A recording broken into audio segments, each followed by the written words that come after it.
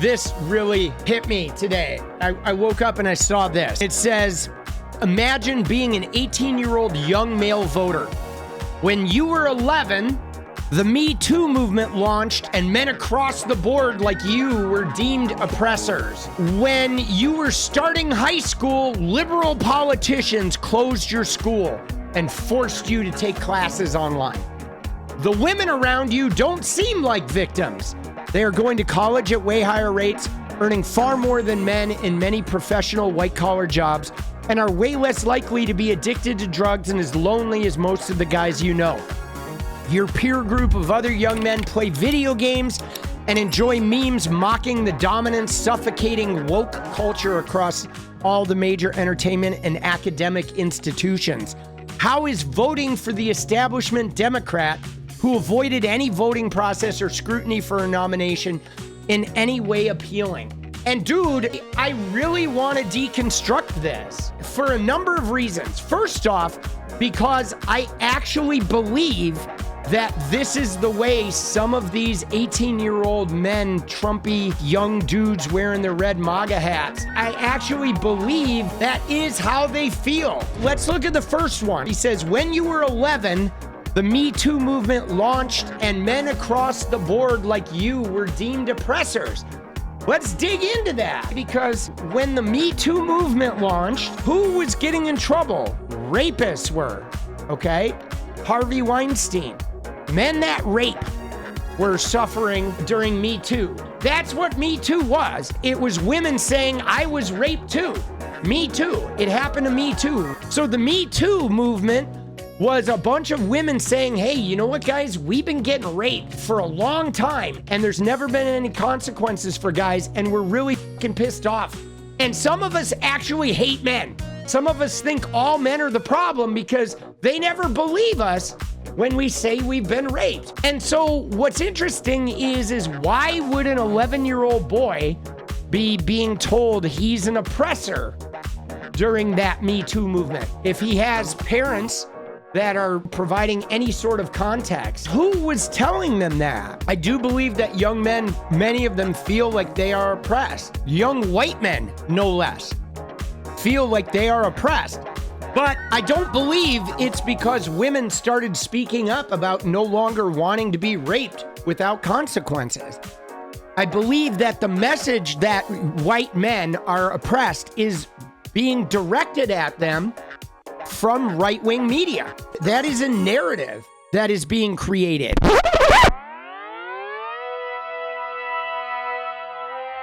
Many men going around on the internet know that women are feeling afraid, and they are echoing this sentiment. Nick Fuentes is a well-known white supremacist. Dude, he's got 500,000 followers, and he's not at all considering how harmful this is. This is like so harmful.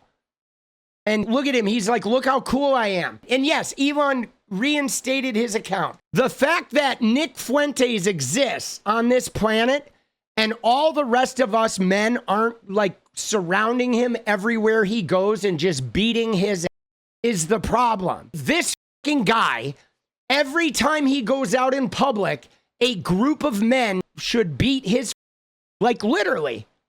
We should. That's what he deserves. He deserves men saying, if we ever see you come out of your house, we're going to kick your bro. But they don't. They retweet his shit and they emulate this shit. And then they want to get mad when women say, we hate men. And it's like, you know why they hate men? Because you let guys like this walk around and harm them over and over and over again, because this is harmful. This shit is nuts, bro. And we don't hold him accountable. And that is not the Democrats' fault, guys. That is on us. That is on us, man. We as men are failures if we let men go through the world being this offensive. And not only do we not call him out on it, but how many likes does that thing have? 45,000 likes, right? 45,000. 10,000 people bookmarked it. He's just trying to cause harm. He's trying to cause harm.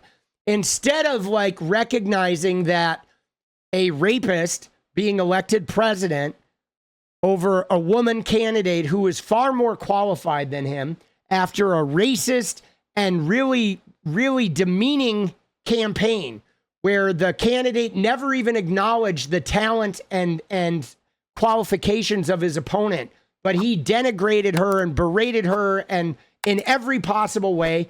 And after all of that, and the women that are affected by this, they're scared of being raped and having to deliver the rapist baby and shit.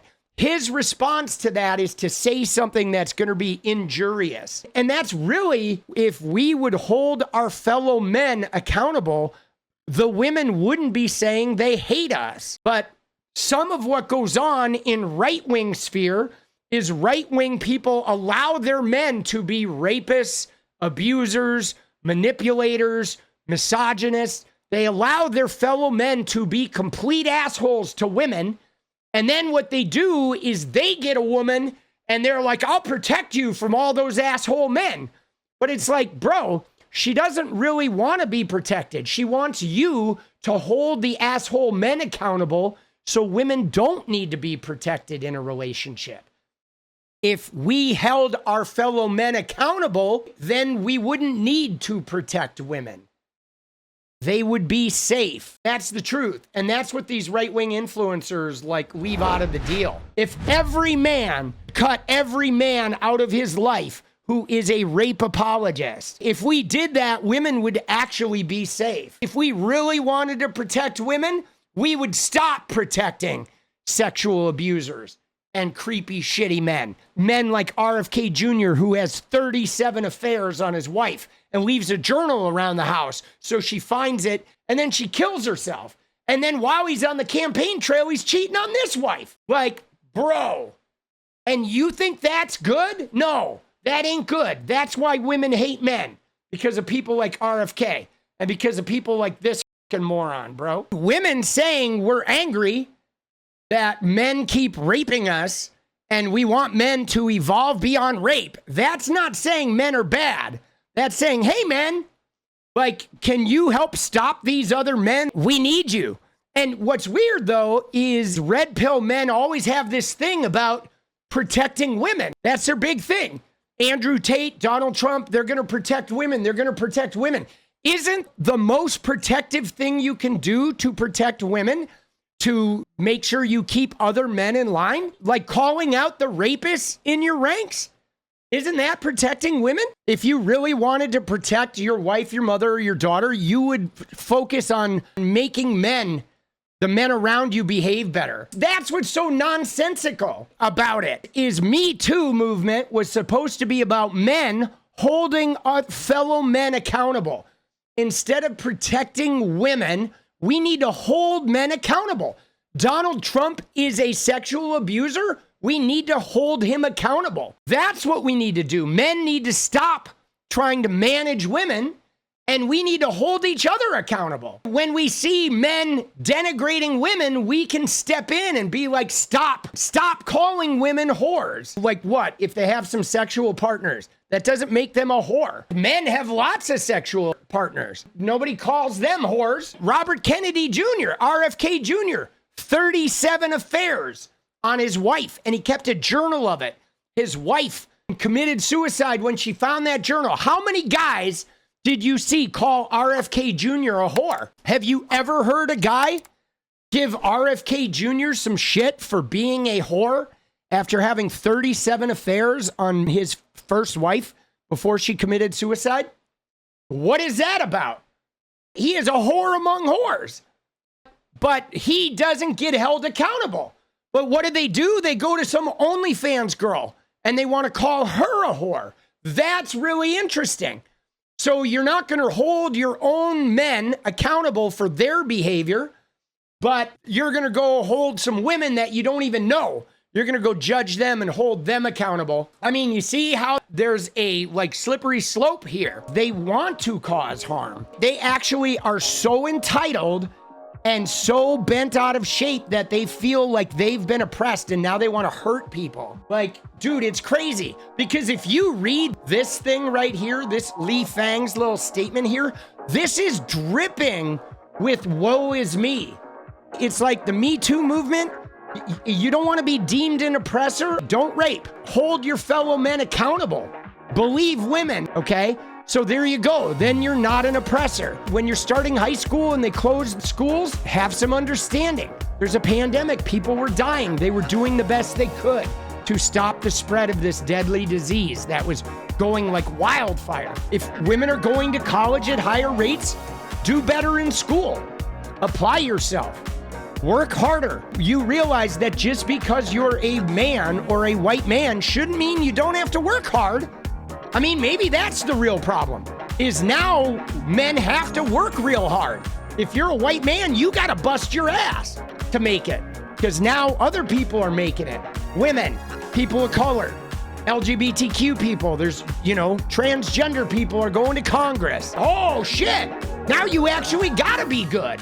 You gotta apply yourself or you ain't gonna get shit. And that seems to be fair, right? I think. Your peer group of young men play video games and memes about mocking the dominant, suffocating woke culture.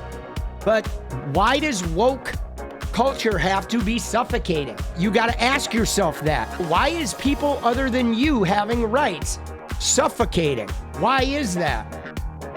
Why are you suffocated by transgender people going to the bathroom?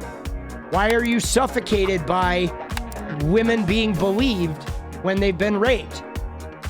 I mean, I don't even know what the woke culture is. It's so hard to describe because the right-wingers have taken the word woke and they've lazily applied it to anything that is deemed left-wing.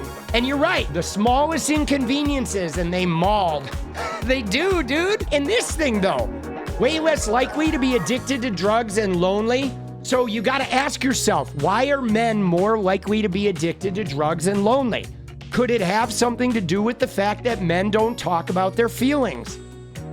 Maybe men need to start encouraging other men in their orbit to be more open about their feelings. This is something I have spent a lot of time with my own son. I have placed an inordinate amount of time on him and a lot of attention of making him confront how he feels and be able to express it. Even when he's mad at me, because he wants to sort of stuff it. He doesn't want to feel that negative shit. He doesn't want to walk through those hard things and confront that shit. But I hang in there. I keep coming back and noticing minuscule changes in his behavior. I check in with him very openly. And I tell him, hey, I'm struggling with this. Do you relate to that? Are you struggling with anything like that? I've been doing that his whole life. Why? Because I didn't want him to get addicted to drugs. I didn't want him to be lonely. I wanted him to know that he's cared for, that he has a full range of emotions, that when he's emotionally hurting, there are men that will hold space for him to go through it. And he's developed friendships with other men where they do that for each other. And he does it for women. But I taught him that because so much of the world is online now, that young men in particular, with the gaming community and the video games and the discords, they don't seek the type of connection that women do. Women seek connection close. They want to snuggle with their girlfriends on the bed. They're sad. They want to curl up with each other. And men are still afraid to do that because they might be considered gay. So what men do is they sit in Discord calls and they don't face those fears. And men really, instead of feeling like they're oppressed and then identifying with some asshole rich guy who's telling them to go and be violent, what you should be doing is you should be going and facing your own fear of rejection.